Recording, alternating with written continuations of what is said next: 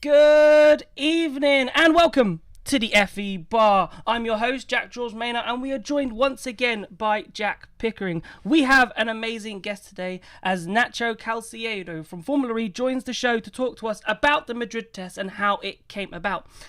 You can also have your chance, by the way, of talking to Nacho by joining the Zoom call. You can do this in chat by clicking exclamation mark Zoom in chat in the chat. Nacho, firstly, thank you so much for being here. How are you? Very well, thanks, and thank you for having me here with you guys. No, very welcome. It's a privilege to have you. I just want to start actually just a bit of an introduction about yourself in terms of how long have you been part of Formula E and what is your normal day-to-day role?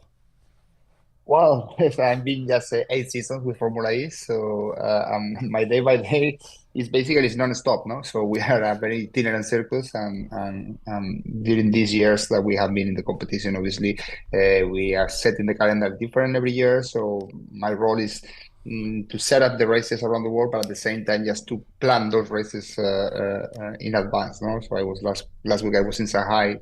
Tomorrow I'm going to Saudi Arabia. Next week I'm going to Miami. So all these plans that we need just to put in place to have an amazing calendar beginning of December now in 2 weeks for Sao Paulo. Yeah, no, 2 weeks. So are you heavily involved with Alberto in terms of like producing the calendar, or is that your role is more go and make sure It, everything's ready? yeah, correct. So advice is part of the host cities department. So it's obviously just under Alberto. Alberto is the one who set the calendar with Colin McCrudden. And basically, we have three persons in the department that are in charge of deliver all that calendar around the world for the full season. Perfect, perfect. So, first question, and obviously we're here to talk about the Madrid test and the amazing things that came about that, and the amazing work that you and your team did. But obviously, I want to start with obviously we're still all very much saddened by what has happened in Valencia. So I just want to find out, in the initial stage, was there any consideration for Valencia to do the preseason test, or was that literally just a no go from the beginning? No, no, no, it wasn't. First of all, everything happened on the Tuesday night, Tuesday evening, more or less. They started heavy rains there. And obviously, no one was expecting what suddenly happened there. No, we start having some information during this Tuesday night, basically because we have four members of our team that were stuck on the track and couldn't even leave. They needed just to sleep on track because the water was so high in the roads that they couldn't leave the track. So at that point, we just start thinking there was something big. But the Wednesday, when we started just reconsidering what was going on there, the first thing is that we didn't know what was happening, particularly with all the tragedy of the humans and the people who passed away. No, so our view was just to keep going on. The federation the same, but when we start having some more information and communication that was getting a big tragedy for the people who was start just missing people, people who pass away, etc.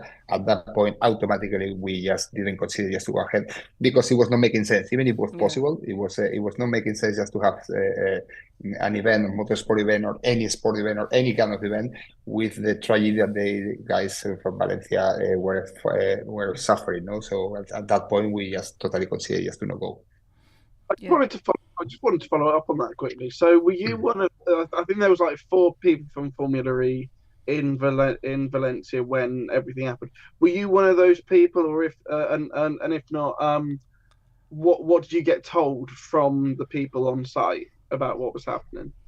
We had more people in Valencia. We have around 10 people at that moment in different departments. No, as you know, Formula E set the logistics base from Donington to Valencia a year and a half ago. So we Yeah. had people already working not for the test itself.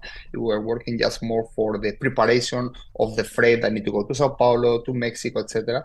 So and then we have another people just working for the test itself. No, so five, six of them that they were working more for the test. They left before because obviously it was the beginning, the first one who arrived there. The amount of work was not so big, so they left before. And the ones that were working more on the logistics, just planning for the season, at some point, just they were just collapsed with the water, and they just decided just to sleep there because they couldn't leave. Myself, no, that was on the Tuesday night. I was planning just to travel on the Thursday morning. So I was not in Valencia at that point. So did you get to Valencia then? So did you witness firsthand in Valencia? Did you ever make it to Valencia by that point Thursday, or was that complete change No. of plans? So my plan was just to travel just from Madrid to Valencia. Okay. So I get my flight to Madrid and without knowing Yeah. if I needed just to go to Valencia or not. And during the Wednesday was a kind of a hectic day for us. No, Yes. we have a every 2 hours and a half like a crisis committee with Alberto, Yeah. myself, Agus Delicado, who's the vice president of operations, and Oli, that is the vice president of host cities, to analyze what was going on. So in between all the parties, first of all, the communication with the track at Valencia, okay, just to know what was going on there, because at the very beginning, on the 5 or 6 meetings they have every 2 hours, as I said before. So the aim and the will from the venue and from us and from the federation is just to keep going ahead with the test itself, no? And it was on the third call, I think, when we start having news from the TV and the radios that was a big tragedy, that we decided just to not go ahead, no? But again, so during that Wednesday, so Alberto called me and said, okay, we don't go ahead. We're going to communicate to the teams that we're not going ahead, but we need to find a solution if possible, no? So he asked me about 2, 3, 4 different options in Spain, because it was the easiest way just to make it happen, just because of the flight, because we cannot just fly it or just move it any other part, because then we will be late. So we considered 3 or 4 options. We talk about Jarama, we talk about Calafat, we talk about Monte Blanco. So Alberto started calling people, and at some point we decided just to go to Jarama. So my way to Valencia, that is supposed to be flying to Madrid, and Madrid to Valencia, I got stopped in Madrid and I went straight just to Jarama and start talking with the guys there, no? And thanks God that they are super helpful, and yes, they receive us like in a very, very good mood just to make it happen. Pico. Yeah, so obviously you spoke about Madrid and the decision to go there. So it wasn't just Jarama that was like scouted basically for a location. You spoke to other tracks as well. We didn't speak with all of them, okay, because some of them, maybe, as for example, just going to Calafat was very difficult because of the logistics from Valencia to Barcelona were very difficult because of the access routes. So going to the north from Valencia was very difficult. Monte Blanco was not working for our testing because it was like they don't have enough garages for us, enough space. And Jarama was an option that, again, we know because I'm from Madrid, Alberto has been living in Madrid many years. We know there's a track that could work, but at the same time, imagine that when you go to a track that is a permanent track, most of the times they are rented for any other activity. So it's not that it's empty waiting for you. So when we are right there, they have motorbikes, they have cars, they have private tests, etc. So we need to adapt as well to their schedule to make our schedule work. No, so, but again, that happened with 3 different teams. No, so I went to Madrid, not even knowing if the cars were going to be able to leave from Valencia, because all our equipment was there. Yeah. But it was myself finalizing Jarama, all the details to make it happen with a small group that came the Friday evening. So imagine that we had the cars on the Monday on track. So on the Friday evening, the people from the first guy of Formula E arrived there after myself. At the same time, we say, we go ahead. And then if we can have all the equipment from Valencia, it's set. If maybe it's not, but it was a different teams working at the same time. Yeah, how were those conversations like with Jarama? Like, what were they like? Did they happen quickly? Was there a lot of scope for this test to happen quite as quickly as it did? Did that surprise you? Because as you said, they could have had other things on. Well, first of all, with the help of the ASM, with the federation, so the president of the ASM, Manuel Avignon, support us at the very beginning. He's from Valencia, so he was monitoring at the same time what was going on in Valencia, and he was one of the supporters also for us to go to Jarama. We didn't have any contact with Jarama. Jarama is not having any just international events since ages ago. They had the European trucks, I think, like a month ago or something like this, but nothing major. They moved already the venue of Jarama more like a corporate track, just to do presentations and this kind of thing. So Manuel Avignon just put Alberto in contact with the director of the Jarama, and we set a quick call and just say it's available. I say, well, it's not available, but we can just move some pieces, etc., just to make it happen, because they were really willing just to have an international event like ours, even if it's a private pre-season test on their venue. And that was all. So just we set up some costs with them. We told them that we need just to adjust some cost that we are just planning to have, but at the same time don't know if it's going to happen or not. As I told you, we say, okay, you don't move many things, okay, of your events, because we don't know if we are going to be even able just to bring the cars. But for the time being, at least this is our plan. And they were mega helpful. So really helpful as a venue, as a track, particularly as I say. So a people or a venue that is not used to deal with international promoters, the way that they receive us there, to all the team, it was really mega. So it was crazy. Yeah. Amazing. You obviously mentioned, because we spoke to Alberto on the day on that Wednesday, which is quite incredible, that we were that also that happened. And he told us that there was those meetings every 2 hours to assess the situation. How did those meetings develop? Like when you were having those crisis meetings, how did they start? What was the initial kind of conversation at the beginning, and how did that progress to the end point? So the very beginning, so was basically to understand what was the status of Valencia track. I guess, because the aim, as I said, the aim was to race there, no?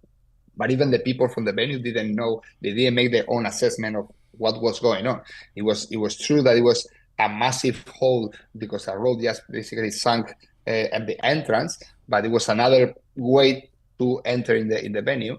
The track itself was perfect, so it didn't just enter there, because the bigger problem that they have in Valencia on that area, it was that there are a couple of rivers that overflowed and just put all the water out. But in the track itself, we already have our TV compound broadcast center set with tents, and there was up everything, so nothing touched at all in the track itself.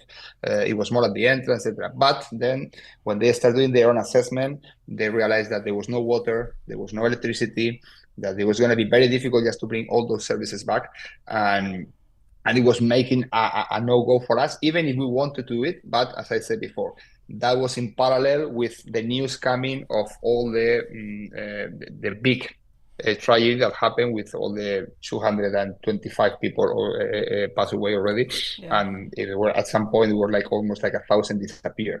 So we say it's no way just to be here, but not only just to be here, for us just to interfere in having an ambulance on the track or having a firefighter on the track. So all those resources were totally needed just to rescue people. So we were not at any point thinking just to be interfering or disrupting any operation that are for sure much more important just to run a precision test.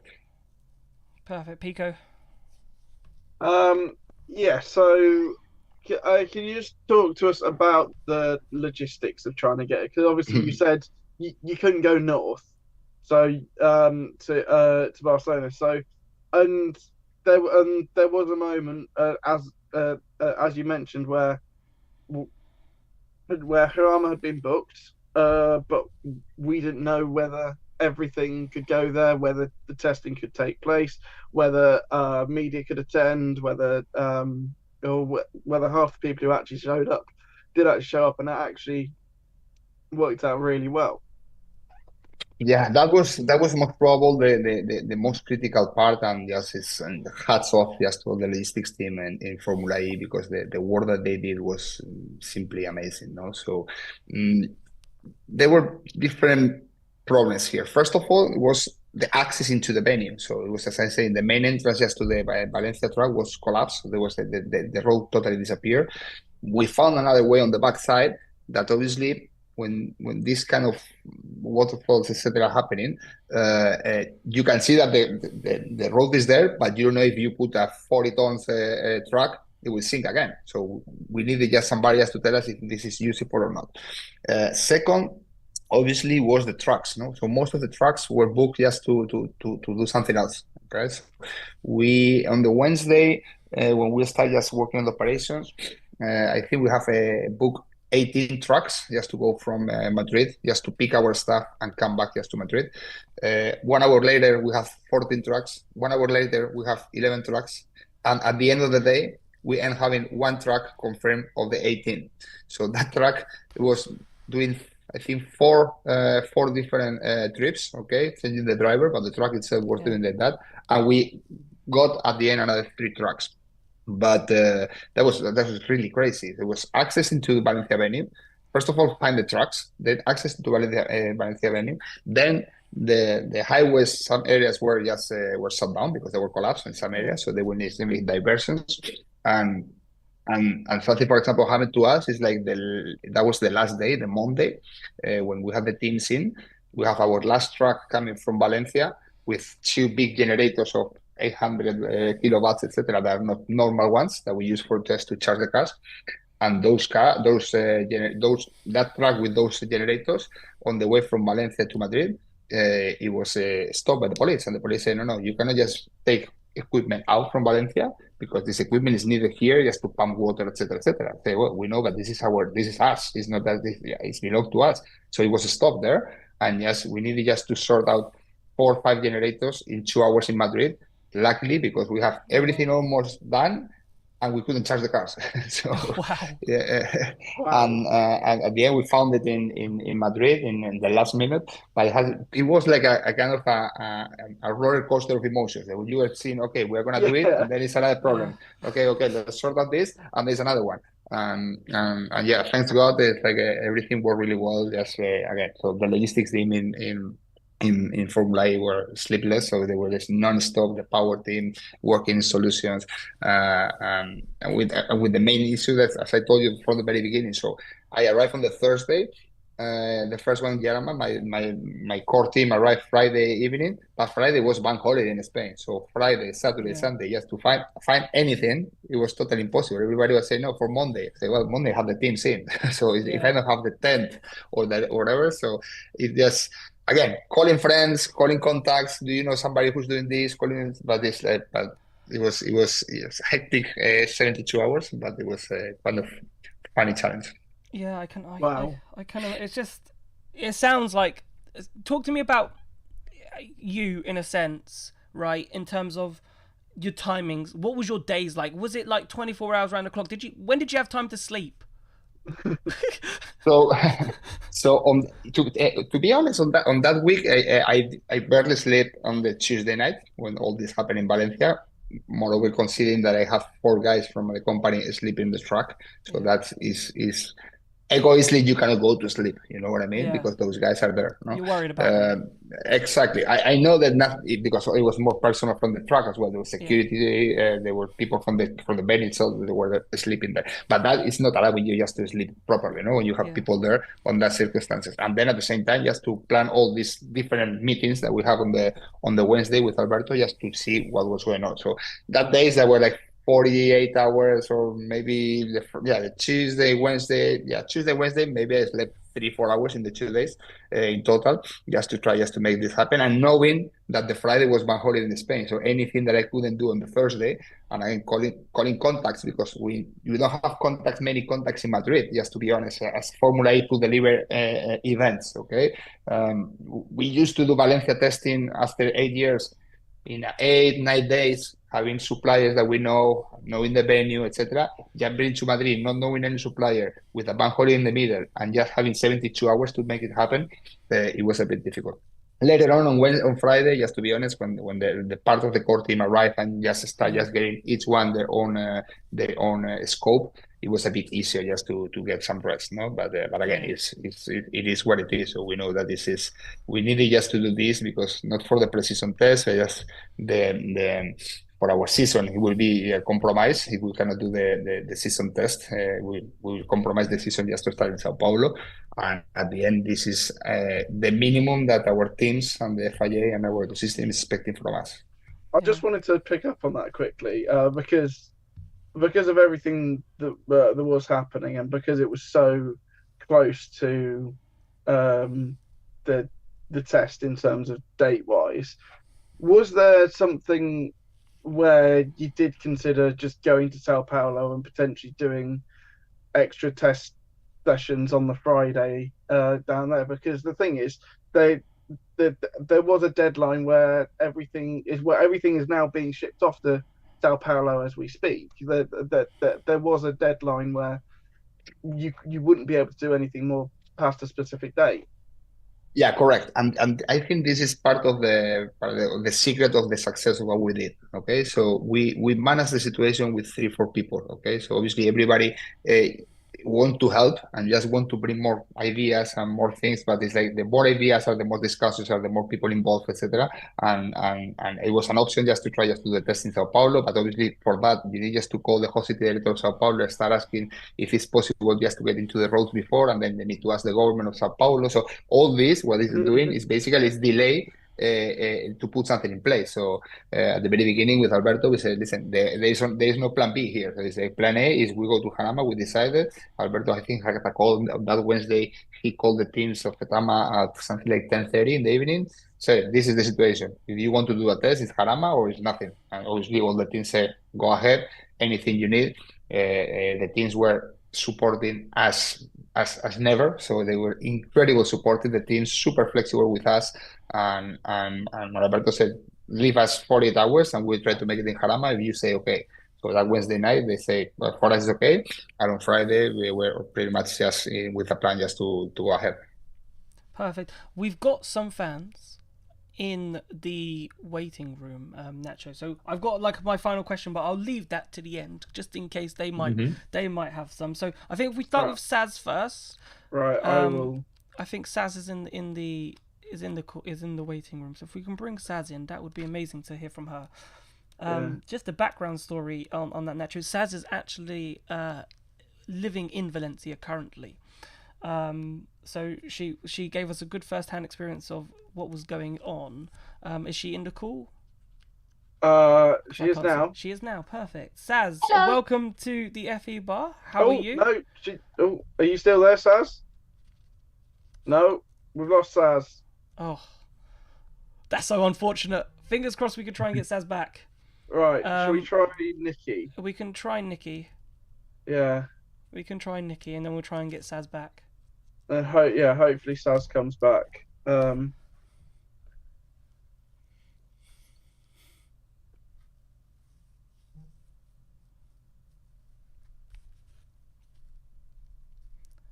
Hopefully Nikki is with us in a second. It just takes a couple of seconds from moving from one room to the other room on the old Zooms. But hopefully we can get Saz back. And is Nikki in? I can't see.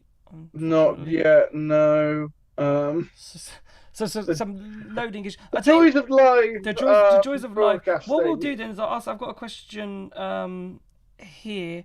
Was just how did the team? You mentioned about the team's responses, right, and that they were quite good in general. Like, when did you tell them? When did they find out that actually no? Because I know by that Tuesday, Wednesday, some of them may have already started traveling to Valencia. So when did they find out that actually stop? Don't get there. Go somewhere else. That was on the Wednesday. So Alberto called them on the Wednesday, and as I said, so it's like this is the plan. Okay, so Alberto said my team will go tomorrow. At that point, talking about me, that was going on Thursday to Jarama, and leave us at least 24, 48 hours just to make this happen. I think the teams were at some point thinking, this guy is crazy, not because of me, because of Alberto. I say, how you're going to set this in 48 hours? But again, so they were super, super flexible and super respectful, saying, okay, 48 hours, we are not going to make any call, any question.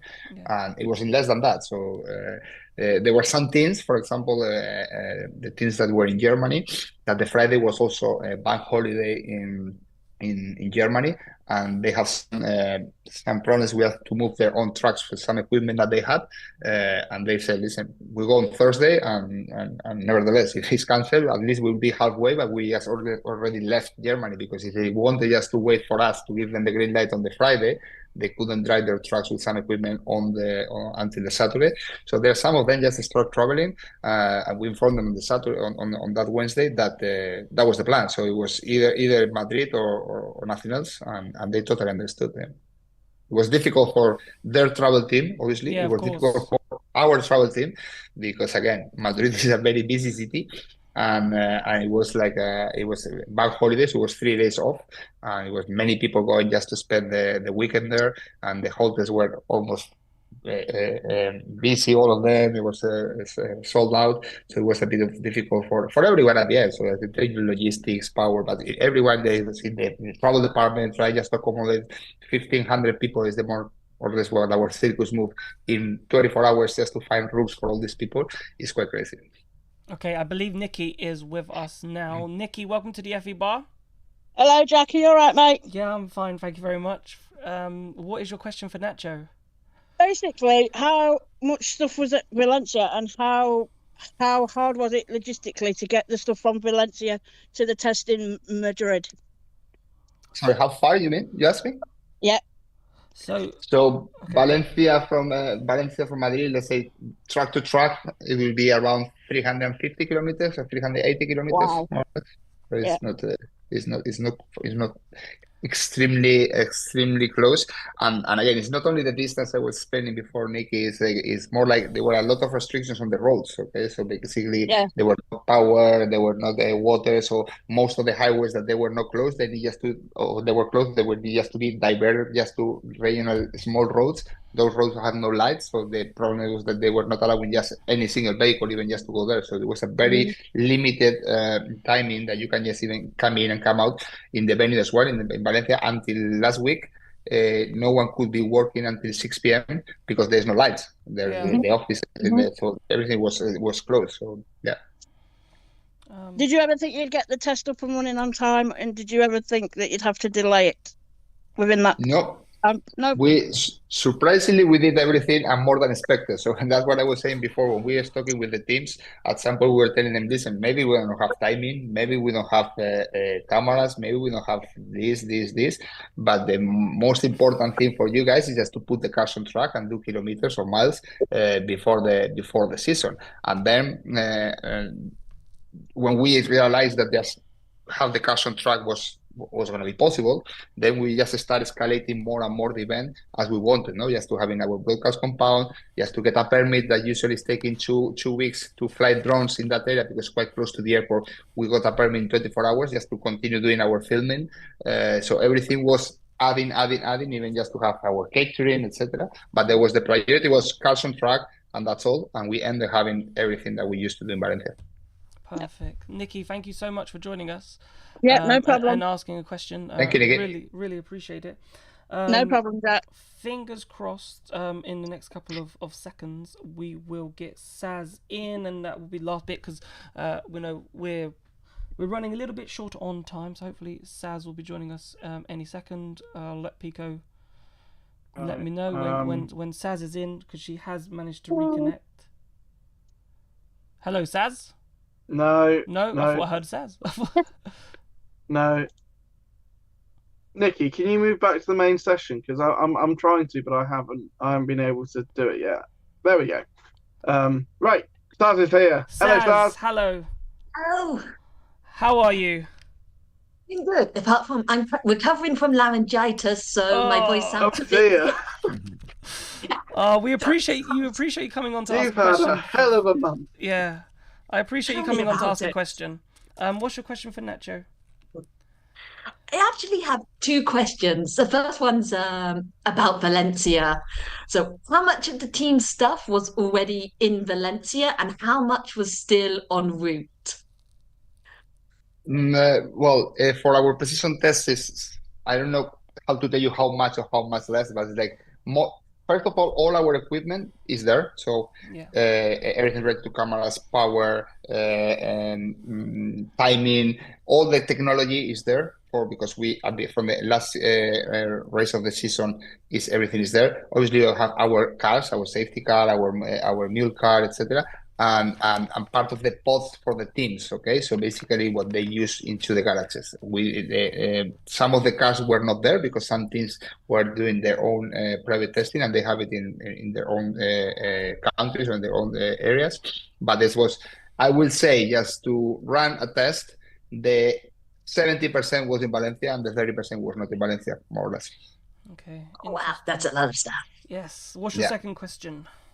And sorry, Oh, Sas, it was not only for Valencia, it's only for, as I said before, for the season, okay? Yeah. Because when we have only one set of cards due to the budget cap that we have for the teams, but we have three sets for technology that goes around the world. So, for example, just for you to understand, in when we flew into Madrid and we removed everything from Valencia, aside of what it was the test itself, we set one boneyard for the things that needed to go by plane into Sao Paulo, and another set of the things that need to go by boat to Mexico. So there were two different sets that they were already packed in Valencia, coming back to Madrid, unpacked, selected again. Something is going by boat, something is going by plane, one is going via Valencia port, another one is going via Malpensa airport. So all this was happening in and out. So it's not only for the testing, it's for the full season what we have right now in Valencia with the new logistics base. oh, that's crazy. And before I continue, it was a great story about my It's voice. okay. But, congratulations on getting on the test done because it was amazing to get it all done. Yeah. Thank you very much for us again. So it's not the test only, and as you know, it's the first time that we run this woman testing as well. So we are mega proud of what we achieved in Madrid. Yeah, you should be. Definitely.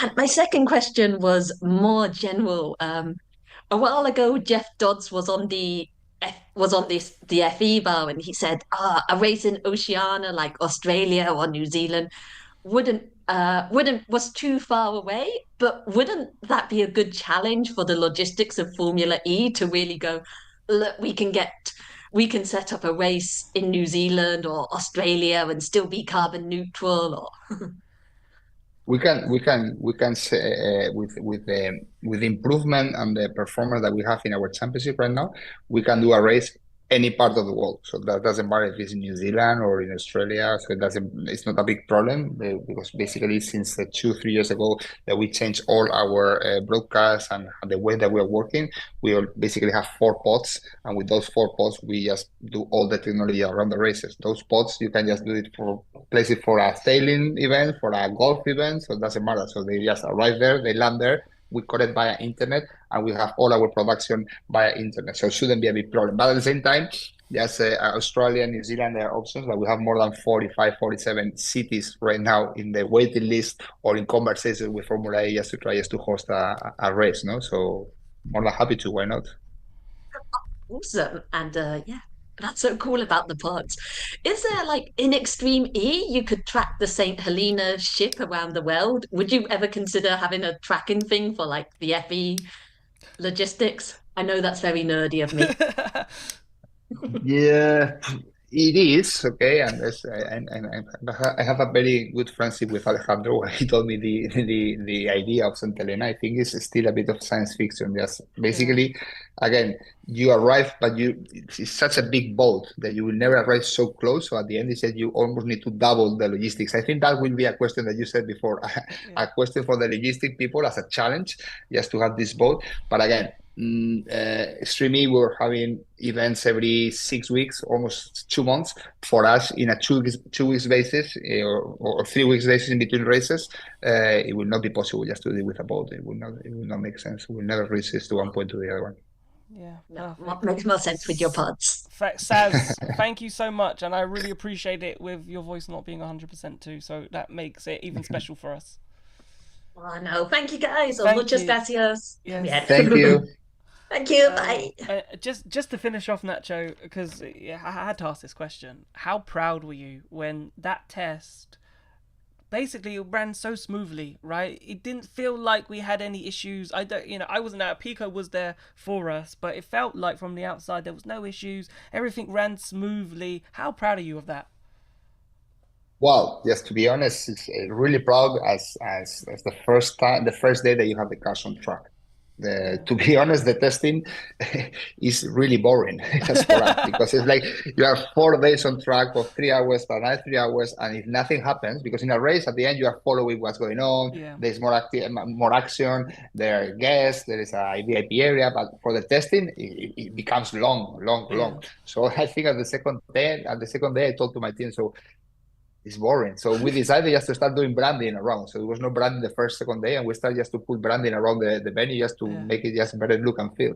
But yeah, I was really proud. I was lucky because by coincidence, it was the same team that helped me just to put Marrakesh together in 6 weeks that we did like after having Vancouver out. Is the same team that helped me just to have Puebla in basically almost 2 months in a place that we've never been before. So it's quite nice just to share those moments, particularly with the same team, and again by coincidence because we have different teams that we are just moving out of the races, but particularly this team that we did Madrid was the same with Puebla and Marrakesh, so it was a kind of all times remembering. Again, proud for the people, proud for the team, and moreover just to see the reaction from the ecosystem the day that they arrived. So because when they saw all that, they say, how possible you made this in 48 hours? So yes, basically, yes, you told us maybe like 3 days ago, and now it's all set. And so yeah, well, that was I was make particularly for the team who is working in Formula E that sometimes is not in the first line on the first row, and they were just congratulated by many people. So that makes me much more proud than myself, basically. Nacho, it's been an absolute privilege. No, sorry. Can I just get one? Yeah, one go quickly. We've got 30 seconds. Yeah, the fact that you were able to put this together so quickly, and the fact that obviously like you mentioned Marrakesh there in season 8, I did that one as well. It was a very lovely 33 degrees. Other weekends were like 45, but I like 33 more. But yeah, I just wanted to ask that because the fact that we see like more fans complaining about the fact that there is for this season there's a 2 month gap between Jeddah and Miami, and the fact that that's been thrown together so fantastically within a couple days. Do you understand why fans aren't happy with like a 2 month gap, and is that something that is definitely on the horizon to be rectified in the future?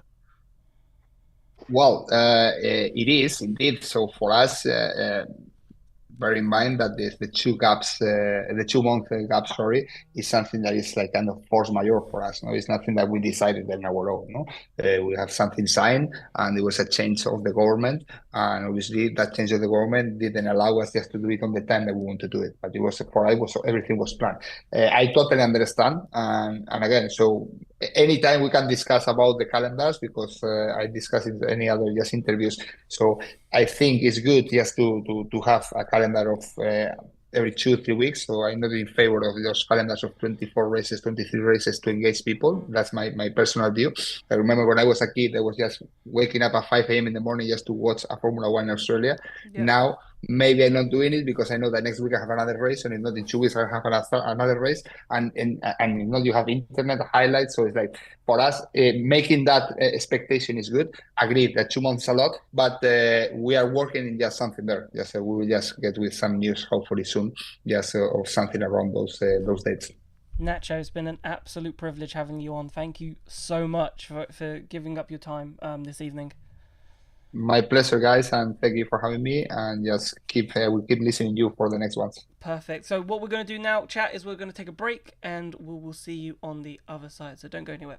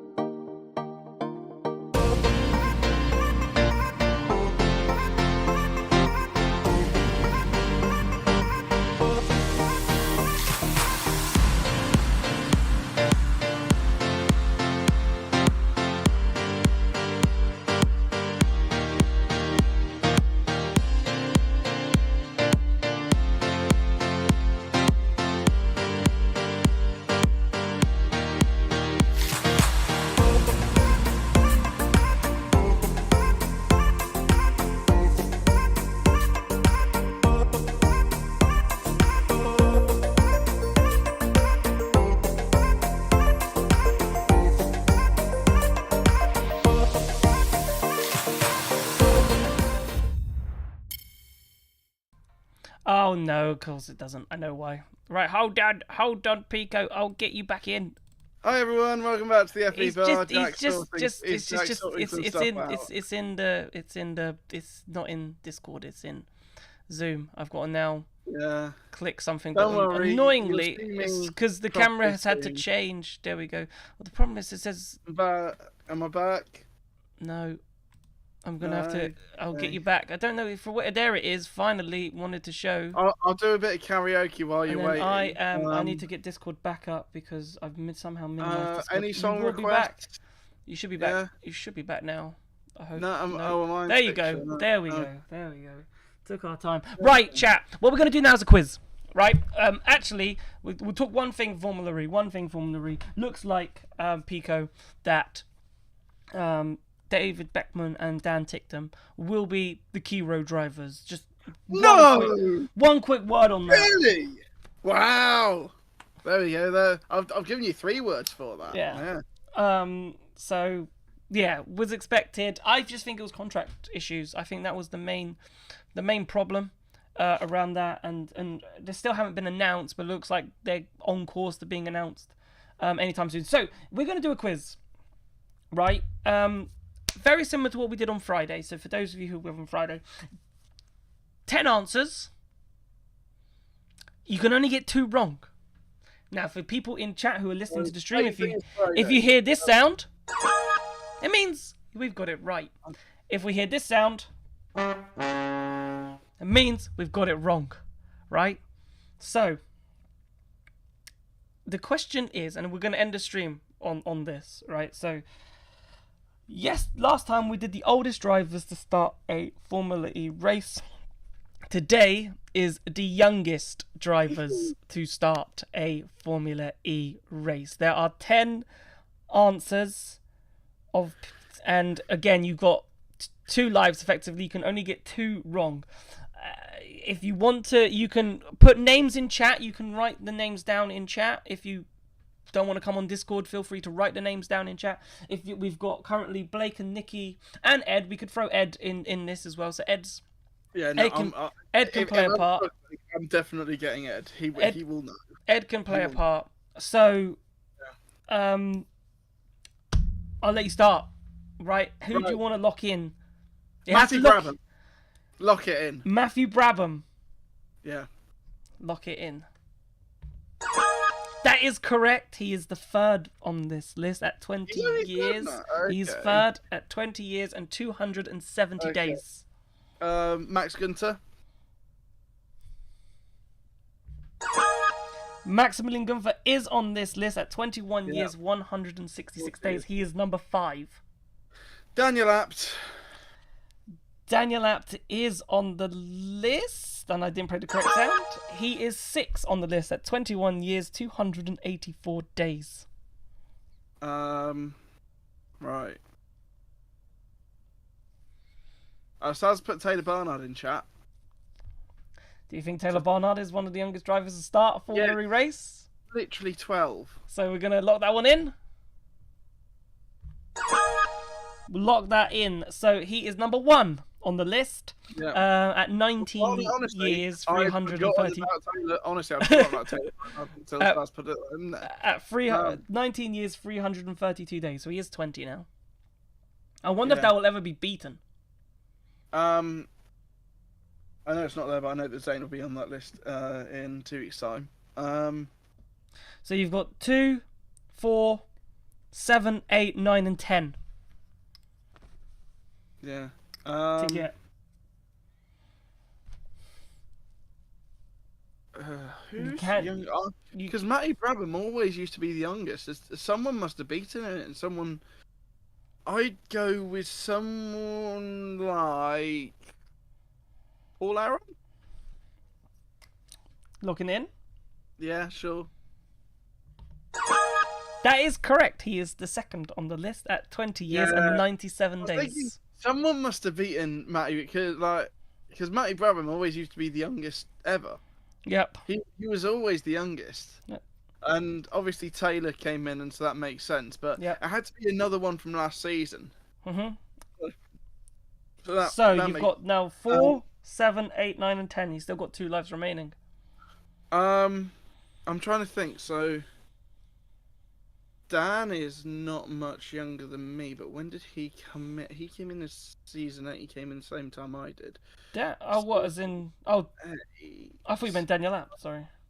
No, I've already said App. No, but I thought that's who you were talking about, but no. No. I'm thinking about Helen's favourite here. Yeah, Dan Ticktum. I'm trying to think if he's young enough to be in that top 10. You've got Ed, there's Nikki in chat. Blake, who is live doing whatever, I don't know.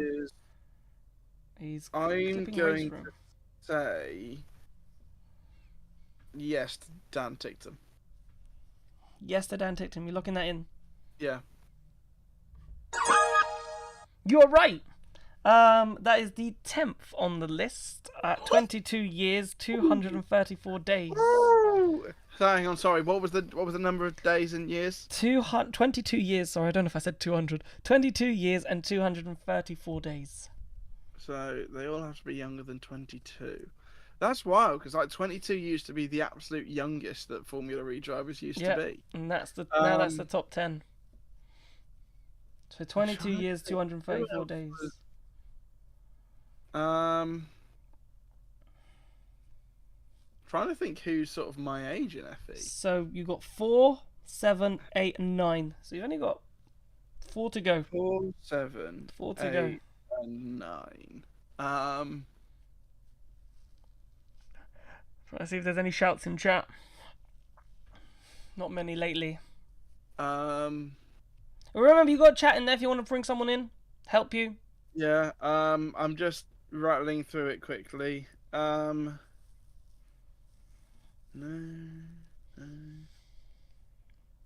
Oh, David Beckman. You looking in? That seems like a... Are we looking that one in? Yep. 100%. I'm going to say yes. Even though I feel like he's been around for a good few years now. It's incorrect, unfortunately. He is not on the list. So that's one of your lives gone. Andretti. Right, okay. I think he's 27, David Beckman.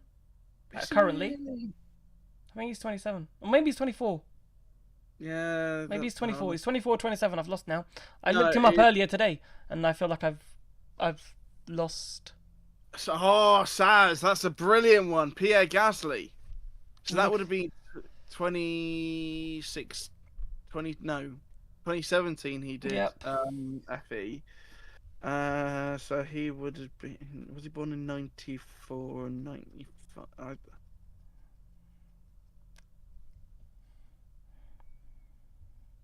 Yeah, I'm going to go Pierre Gasly.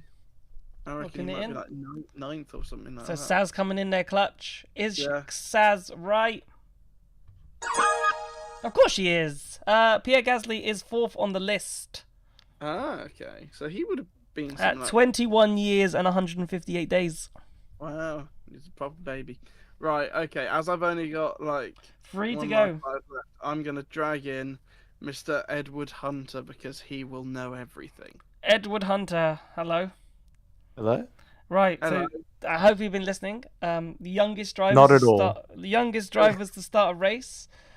We've had Barnard, Aaron, Brabham, Gasly, Gunther, and Dan. Yeah, I Ticktum. was gonna say Matthew Brabham. Yeah, because that's the one I always remember. Wasn't he 18 or 19? He was 21 years and 120 20. Oh, okay. Oh yeah. wait, that's Pierre Gasly. Matthew Brabham was 20 years and 20. Yeah, I remembered he was like almost 20. Yeah. Yeah. So who could? Yeah. By the way, he's only got one more life left.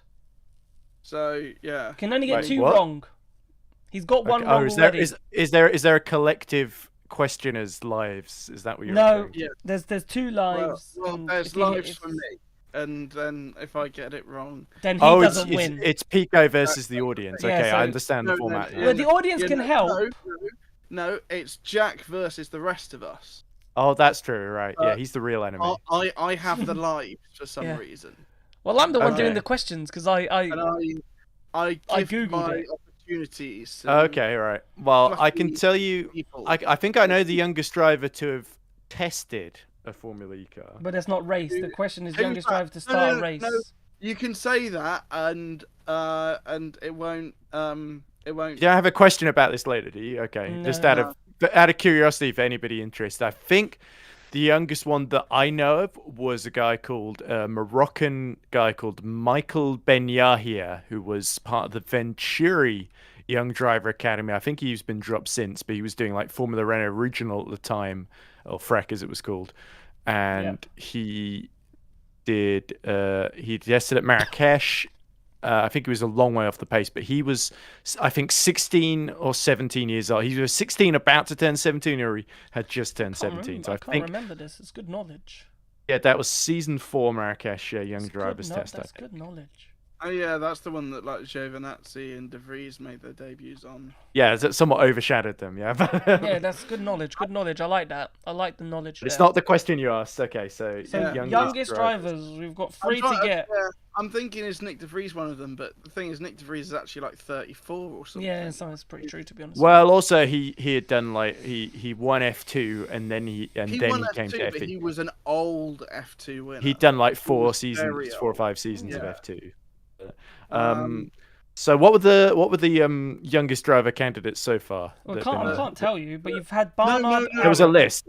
Yeah, Barnard, Aaron. The ones that I've said. The ones that you've said. So we've said Barnard, we've said Aaron, we've said Matthew Taylor Brabham, Barnard was 19. Pierre Gasly, Max Millingham for Daniel Abt, and we've got Dan Ticktum. So there's 3 more to go. Okay. Right. 3 more to get. Yeah, I wonder if there's anybody on the current grid. I'm trying to remember how old. The thing is, like, people like Zay Maloney won't count because he hasn't started it yet. So it's like last year's grid or before. I was almost going to say David Beckman, but he's 24, so I think he must have been 23 when he did Jakarta last. Yeah, that's the one he lost his life on. I lost my life on that one. We've had a few people join. If you're just joining the show, we're currently doing a quiz to end the show, hilariously. But the youngest drivers to start a race in Formula E, we've had Barnard, Aaron, Brabham, Gasly, Gunther, Abt, and Dan Ticktum. If you have any other suggestions, please put them in chat. You can also bring in Nicky or Blake. They may have an answer. How old was Mitch when he? Because he was in. It was. No, he'd done quite a few years of F2 by the time Mitch Evans had joined. He's done F2, but how old is he now? He's 30 something, isn't he, Mitch Evans? Yeah. Googling though is not allowed. Exactly. No, you can't. Googling is not allowed. Okay. Yeah. Because off the top of my head, I thought he was 30, and I literally just looked up, and he is actually exactly 30, Mitch Evans. So. So. Yeah, season 3 was how many years ago? Yeah. Right. Yeah, I'm trying to No cheating. No cheating. No. You can't stop me. Well, I can hear you type. So that's not good. I've got a loud keyboard. It gives me away. I should have done it on my phone. That would have been the sensible. Yeah.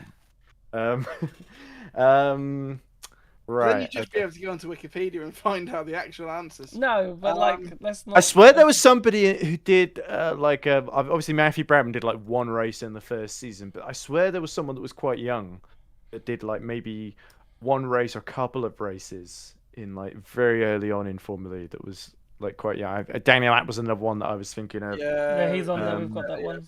Daniel. Yeah. Right. 3 to go. It was. Alex Sims was sort of middle of the road when he started. I think it was like late 20s. The thing is, Bird wasn't on the oldest drivers list but he's 36 now, so that would have made him 25 so that's too old. We're looking for 22 or younger.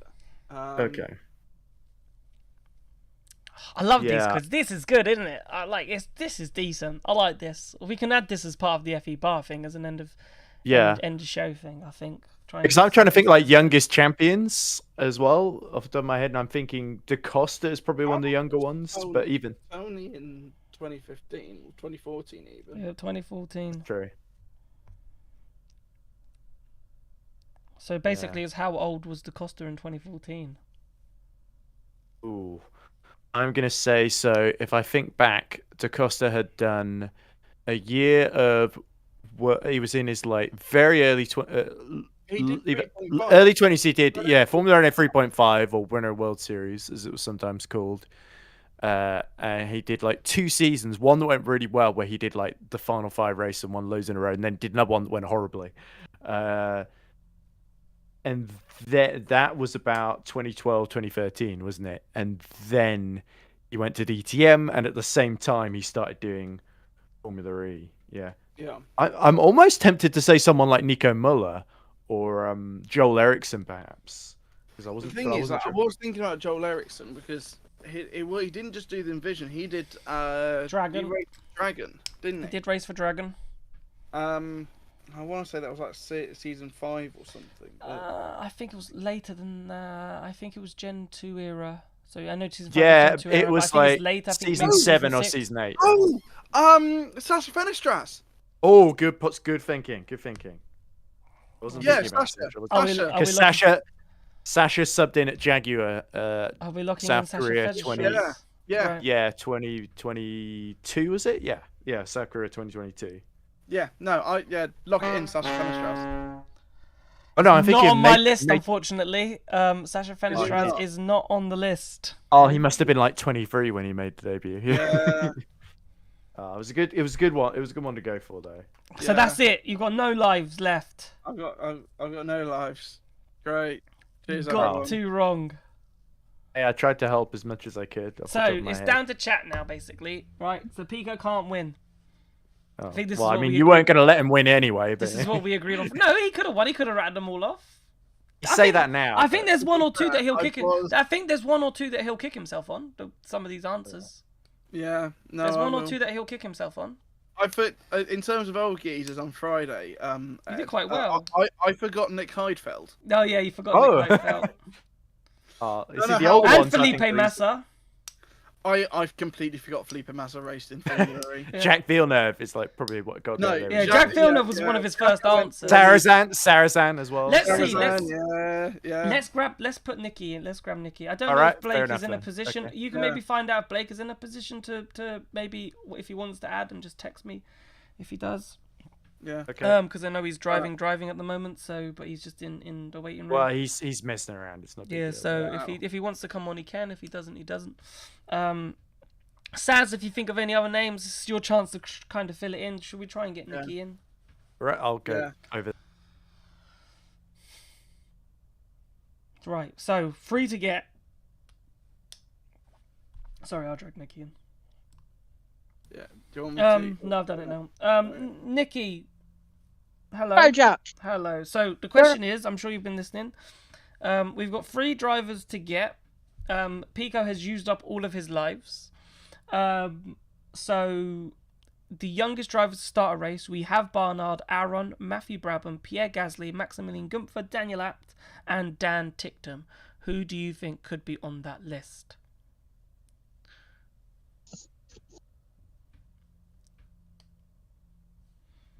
The thinking. Um, And it's not Beckman or Fenestras because I It's got not those. Beckman or Fenestras. Yep, it's not Beckman or Fenestras. Maximilian Gunther. Maximilian Gumpfer has been said. So Max Gumpfer has been said. Oh. Can't think now.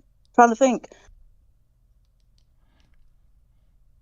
That's the thing. I knew that Max Gunter was the youngest. I'll give one, you a so- hint. One of these drivers is currently on the grid. So one of the Jake drivers Dennis. is currently on the grid. Oh. Actually, no. Jake Dennis is a shout because he's been in for what, like 4 or 5 years now. And this Well, is season his fifth 6. season. Season 6. The season De Vries won the championship was his debut rookie season. Oh, so Mitch Evans is on the list. Are you looking in Mitch Evans? Have you gone away from Jake Dennis? Well, you just said season 3 was his rookie season. No, I so- said season 6 was Jake Dennis's Six. rookie Dennis's. season. Technically, it was 30 in June, so that would have made him It 26. it was Series 7 because Series 7 Was it when season he- 7? Was it not season Yeah. 6? Was season... Well, Yeah. who won it? Oh, it was De Vries was number 7, first world championship. So season Yeah. 7 was First world Dennis's- champion. Season 7. Hello, Alex. Beckman has already been said. So Beckman is I already know it said, has. and it is incorrect. No, Alex in chat has just put David Beckman. Beckman is unfortunately incorrect. He is not on the list. Yeah, right. Let's go Mitch Evans. Lock it in. Right, lock in Mitch Evans 'Cause then. you can't lose at this point. So I agree with that one, Pico. Mitch Evans is on the list. He is 9th at 22 years and Yeah. 105 days. Of So course that he was is. the one I thought you'd kick yourself on. yeah, is Jake Dennis on the list? No. Jake Dennis is not on the list. Yeah, I think he was a little bit too late. I think he was So- 25 actually, if I think about it. Yeah. So who are we looking at? What So numbers are we number looking 7 at and now? 8 on the list. Number 7 and 8. 7 So and 8. Alex, these are the people Good. that have been said. So for listening, so you got Taylor Barnard, 19 years, 332 days as first. Paul Aaron was second. Matthew Brabham third. Pierre Gasly fourth. Maximilian Gunther I was fifth. about to say Pierre Gasly. Mitch Evans Oh, ninth. oh, Dan Tickman oh, seventh. oh, And I oh, accidentally. oh, Reading out names. How old was he? How old was he? Honestly, how did I forget? Yeah, I thought that was the other one that you yeah. kick yourself on. Sergio Sedicamera is number 7. What was his age? Give me his age. 20 years and 106 days. No, 21. He would have been 21. Incorrect. He is 22 he was just years 22 then, and just 22. 74 days. Yeah. Right, one more. I think I might have. He- I'm not sure if The I'm hint. correct. All right, I'll give you a Yeah, hint. no, go for it, Nicky, Go because on. we can't lose. We can't lose at this point. We've already lost. Right, and it was somebody from season 1, I think, or season 2. Okay, go on. Yeah. Bruno Senna. No, he would have done F1 beforehand as well. Yeah, unfortunately, Bruno Senna is not on. Bruno the would have been like list. 27 Right. when he. Do you want a hint for the final one? Can we have a hint, please, Jack? He raced last season. He raced last season. Oh, Okay. He Oh, raced sake. last season. Did he race for Envision? Oh, No. Pascal. No. Pascal Verlaine No. is not correct. I just think Pascal's incredibly young. That's why. Blake Um, says Yeah, it's he like wants like to do the 20s. quiz. Well, let's bring Blake in then. Let's bring Blake Yeah. in. 'Cause- Right. Hello, Blake. Welcome to the FE got- Bar. Hello. We've got, We've got one one- name to find. We've for the list for the youngest drivers to start a race. The hint was that he raced last season. It's Taylor Did he race Bernard. for? No, Taylor Barnard has already been said, so he was first on the list. So We're looking for- Barnard, What about Paul Jake Aaron, Hughes? Number 8. Matthew Brabham, Pierre Gasly, What Maximilian about Jake Gunther. Hughes? No, he's too old. Yeah, he's very old. Jake Hughes. He's 34 or something. No, It's- he's 30. I don't don't say that. He's 30, and he only started about 3 Joel seasons ago, so Eriksson. he's about 27th. Joel Eriksson. Ericsson's Yeah, Ericsson's like 25, I think. But he, But he did race last race season. But he in. raced for Dragon, so he did. It's him. Are we going for Joel Eriksson? So Yes. Salza put Deruvlas at Colette. I forgot Kyle Colette raced in Or Delivery, Portland. maybe? I feel. No, it's Kyle Colette. I think it's Kyle Colette. What are we locking in? Are we locking in Kyle Kalel or are we locking in the other person that you said? I can't remember. Joel Eriksson. Joel Yeah. Eriksson. So Nikki's I- gone Joel I- Eriksson. I'm- What do you think, I'm- Blake? I'm- Joel Eriksson or Kyle Kalel? Hang on, let me. No let me think. Googling. I think it's Colette. Yeah, I think it's Colette as well. I'd go Colette. Are we locking in Colette? I think what I heard is that Ericsson's like 25, so like Colette has to be. Colette is correct at 22 years and Get in! 87 Okay. days. Yeah, There we go. Unless we do another Yeah. one. Do you want me to? that is I brilliant can- from Alex. I forgot. Alex put Colette in chat, and Should I we do an? forgot I'm completely. going to lose Ed. What I'll do is we can do another one. We should do another one. What I'll do is I'll not do that so I can get Pico back, because if I go off Discord, then get Pico back. Give me 2 seconds, chat. We'll do one more. Okay. Please. And we'll start again. If Alex !Discord, by the way, if you want to join our Discord, Right. if you haven't already, and you can join the waiting Nicky and room. Blake, I'm going to drop you back for the Yeah. moment. And then if you want to come in, and then- just message in chat or. Jack, you Ed. know me. I will always come in. I've always got No, something to say. I know Alright, you do. lovely. Right, we'll do one more. Alright. We'll do one more. I'm gonna go for a quick break while I get the quiz up. So while we don't lose thingy, I will be 2 minutes. I will get another quiz up. So where's the be right back? We'll be back in 2 minutes.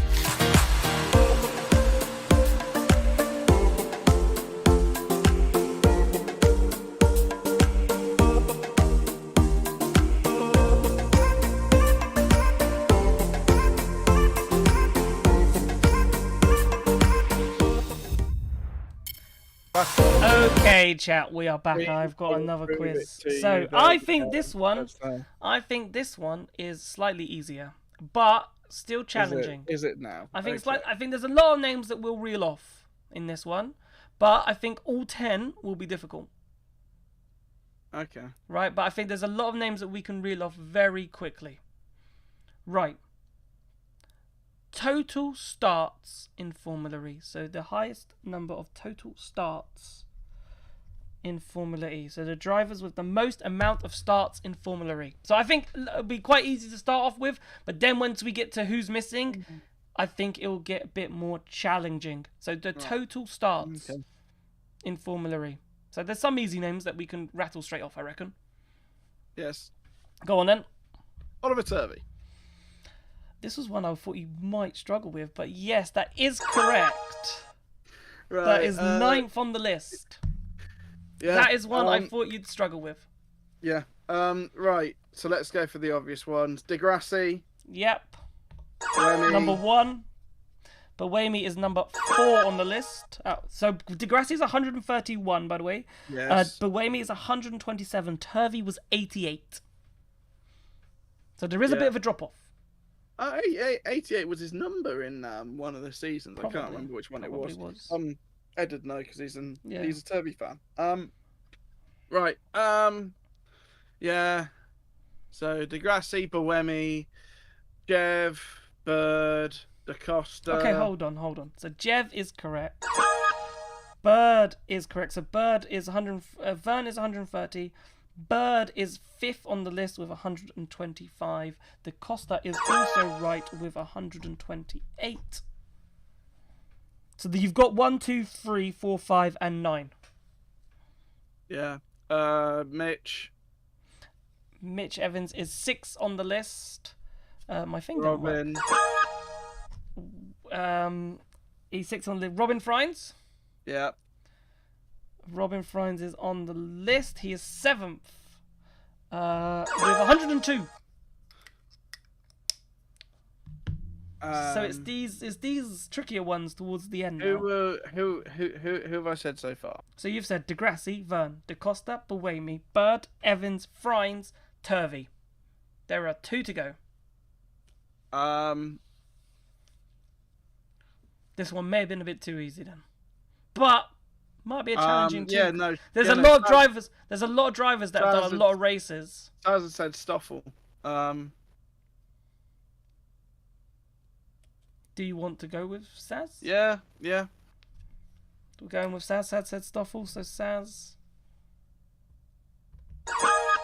is correct. Yeah. On 87, one less than Turvey. So So Stoff who 10. is 8th on that list? Who is 8th Is on that 8th list? the only one that's left The to go? 8th is the only one that is left to go. So this person's done more races than Oliver Turvey and Stoffel Van Dorn, but less than Robin Freins. But someone who would have been around. Hang on, I'm just gonna list them again. Hang on, list them again quickly. Degrassi first, second Verne, third De Costa, fourth Buemi, fifth Bird, sixth Evans, seventh Freins, ninth Turvey, 10th Van Dorn. So who?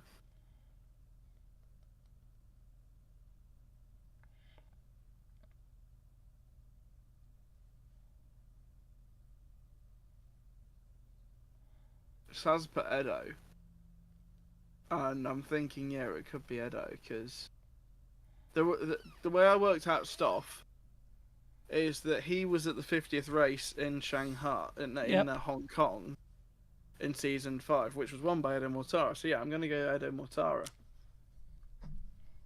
Final answer. That is correct. Eduardo Mortara has done 95 race starts. So I was thinking, oh right, you get the easy ones, but I thought Cheers, everyone. Good night. I thought Freins might stop people. I thought Turvey might forget people. I didn't think Van Dorn. I thought Van Dorn might be one that people might get wrong, and Eduardo Mortara because I thought that could be easily forgetful. The thing is, Jack. Do you know why I remember Turvey? Why? He's the only one that's not bolded on Wikipedia. He's the only one that's... I'm trying to think if there's any others. Right. We could do one more. Let me see if I can find a harder one. I'll find a harder one. Right. I'll be back. We'll be back. So much for we're just gonna finish it 7:30. Oh, but then like this got fun and and football got cancelled. Football got cancelled, and 8:00 the next football game starts. So at 8:00 we'll finish. Who's playing? Newcastle, West Ham in the Premier League. So lovely. We'll talk that. Right, I'll get a nice tough one. I'll be back in 1 minute. I just gotta write it down. I'm gonna start revising again.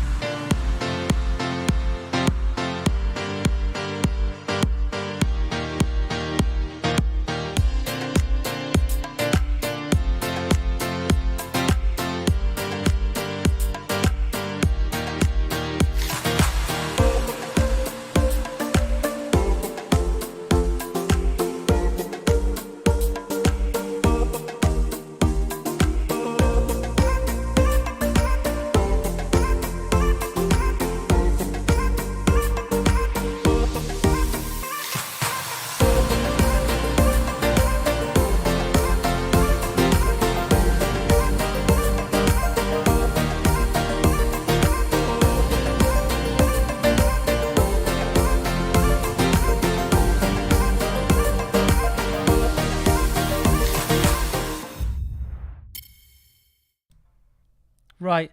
The problem with Kahoot, I thought maybe would be fun. The problem with Kahoot, it was free back in the day. Now they want like 300 quid. Right? Now they want like 300 quid. So it's like not profitable. Unless we would get really big, right? And then we go. But this one I think's actually quite more difficult than I think it is. Okay. It's to end, so I think you'll be fine, but I think it will still be a challenge. There's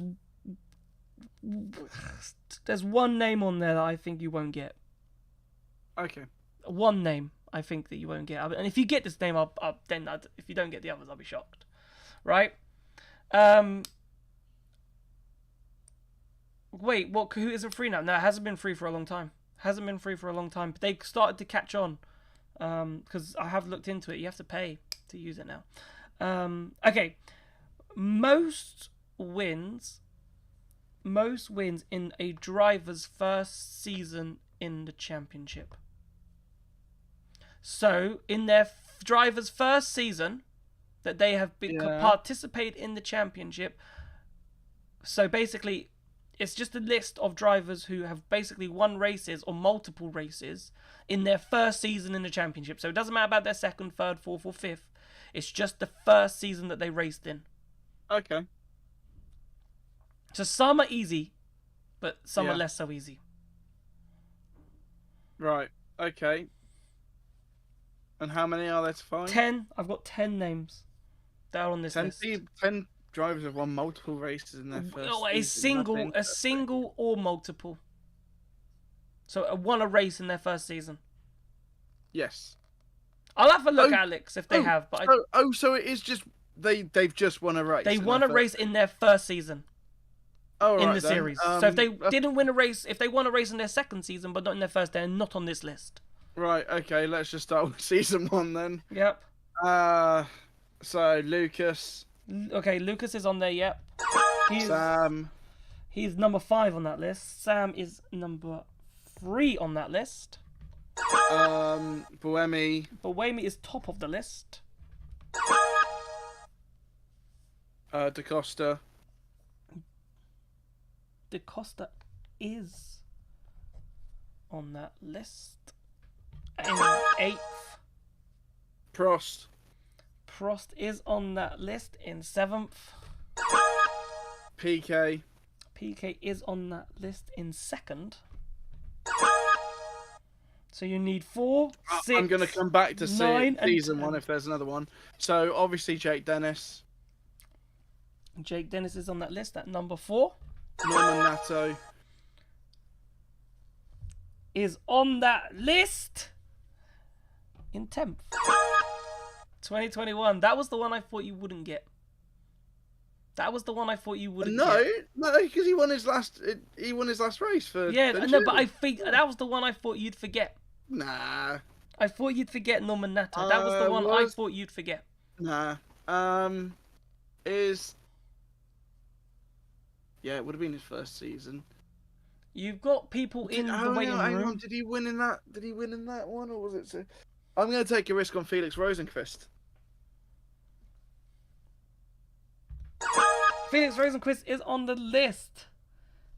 He's 9th. There is one more driver. Let's see if chat can get it.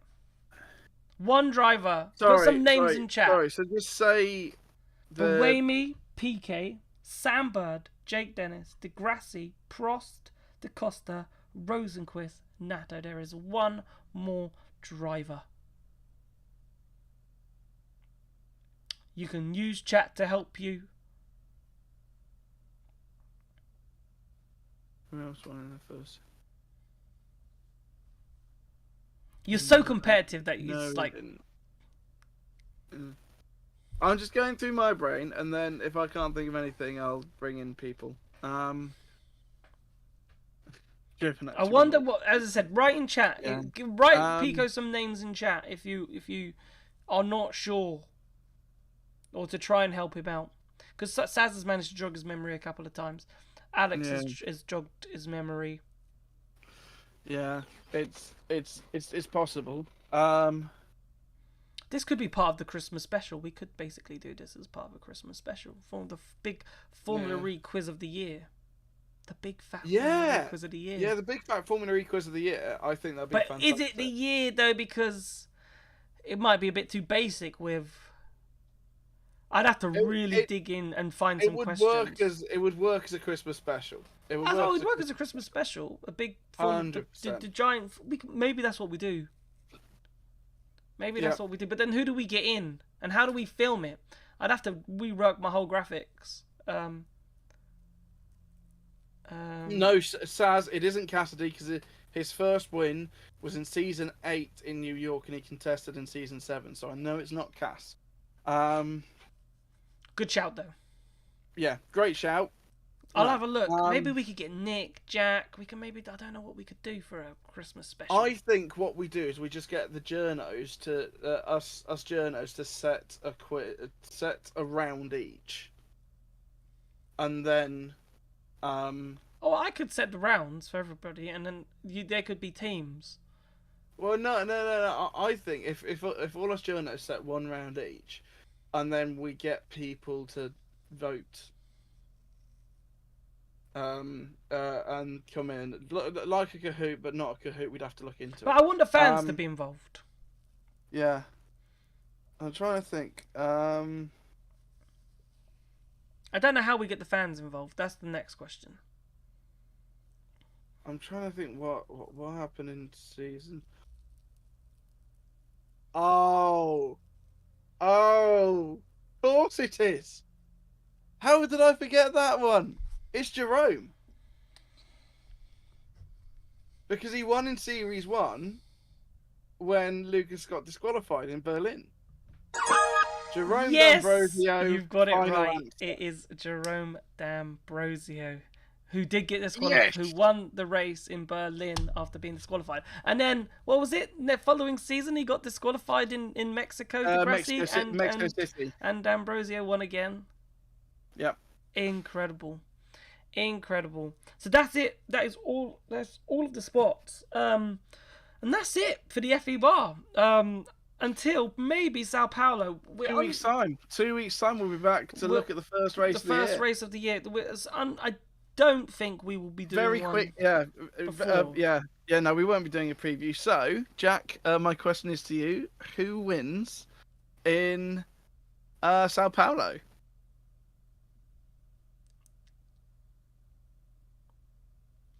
Antonio Felix da Costa. That's a fair shout. I was very, very, very, very close to going to say David Beckman or Dan Ticktum, but then my brain was like, it's not going to happen. They might get 8th or 9th. I reckon they're going to. I think it'll be lower end points maybe for them. I'll be shocked if it's anything higher, to be honest. I'm going to say like 8th or 9th for Kiro, but I'm going to go da Costa to start the season. You? Yeah, Sazza said Nico Muller if it's wet, Max Gunter if it's dry. Yeah, that's fair. I tell you what, Nico Muller winning in the we're gonna see how good Nico Muller is this season. For sure. Honestly, this season it's the most excited I've been for a Formula E season because Nico Muller has outperformed. But then I don't want him to be a Pierre Gasly. Everything just looks so exciting. For this season. I don't want Muller to be. Right. So my winner of the Sao Paulo E-Prix is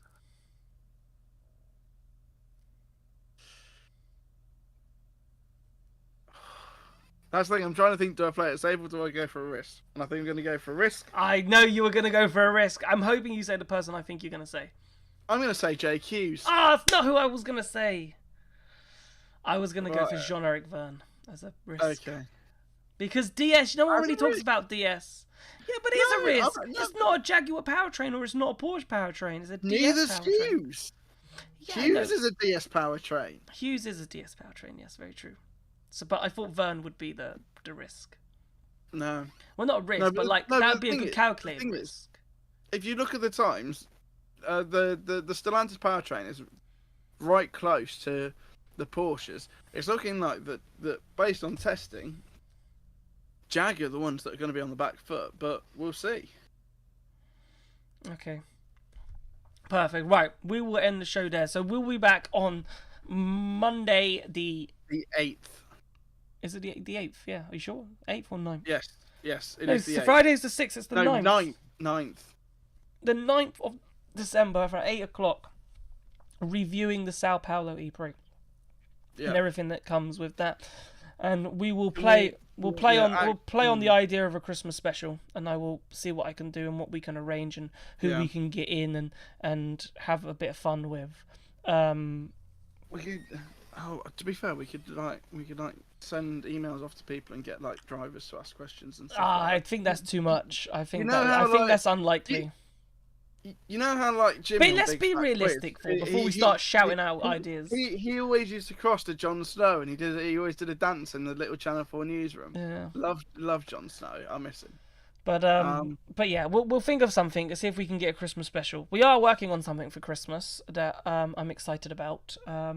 In the background, it's the most wonderful time of the year. It is, but we haven't thought of anything for the FE bar. But actually, saying it, if we can, we're trying to I squeeze reckon in. if we do a big Depends on quiz of Formula E in 2024. It could even be. It could be after Christmas. It might just be like a celebration. On like the 30th.